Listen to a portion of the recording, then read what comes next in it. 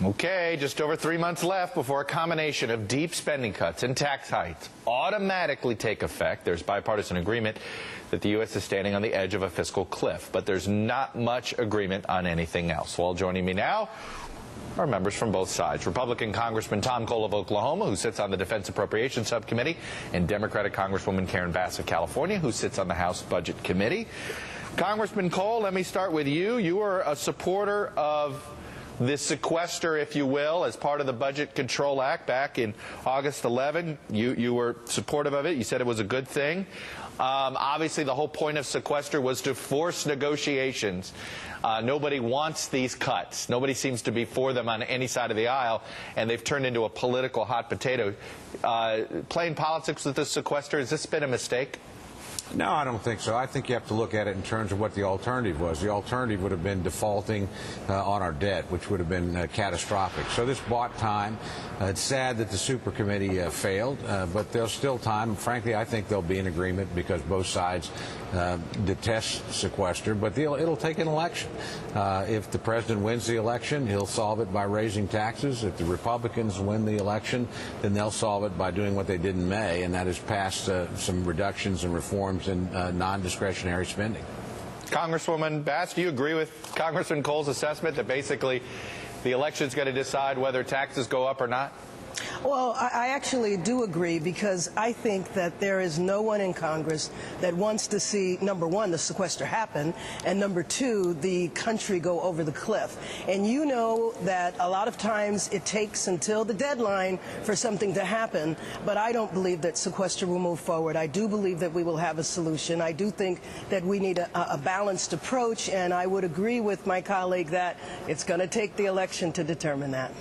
You know, for a quick little update on the sequester, the White House has promised by today, they have said this multiple times, that by today that they will release the list of what would be in the proposed cuts in defense publicly as was passed by law in the House. Congressman Cole, I want to talk about the Farm Bill a minute. You and I have had a long conversation. It was clearly become a big sticking point inside your conference. Are we looking simply at a one-year extension at this point and punting the 5-year bill? Well, that is probably the most likely outcome, but it's not the most desirable outcome. Frankly, as I've stated publicly, I've argued in my conference and at WHIP meeting, I think we have a good bill. It's not a perfect bill, but it's a good bill. I think Congressman Lucas and Congressman Peterson have worked well together, and I think we ought to put it on the floor and actually have a straight up or down vote on this, let Congress work its will, so to speak. So I think it's a mistake for us not to do our job. We have a bipartisan bill. We ought to move forward. There's going to be opposition on the right. There's going to be opposition on the left. But let's see if we can find some common ground and actually pass the bill and do our work. Congresswoman Bass, is there any more give, you think, with Democrats on the issue that the whole sticking point appears to be the food stamp program? Right. No, I really don't think that there's any more give. You know, especially now, everybody is still hurting, and I think people need to continue to receive the food stamps. But once again, I agree. I think it's probably going to be a while. I wouldn't be surprised at all if there was an extension. I think if it were to pass off the floor, I do think that it would have trouble in the Senate, as you know. Very quickly, Congressman Cole, you're a former pollster. State of the race right now. Romney behind? A little bit, but not much. And frankly, I think October is the decisive month. I think the real challenge that the president has is, look, he's not going to win, if he wins, by as much as he did last time. He's lost considerable ground from the last election. And if this election becomes, do you want the next 4 years to be like the last 4 years, I think we can win the race. So no question, Governor Romney needs to perform in debates, and Paul Ryan, but I'm confident that they will.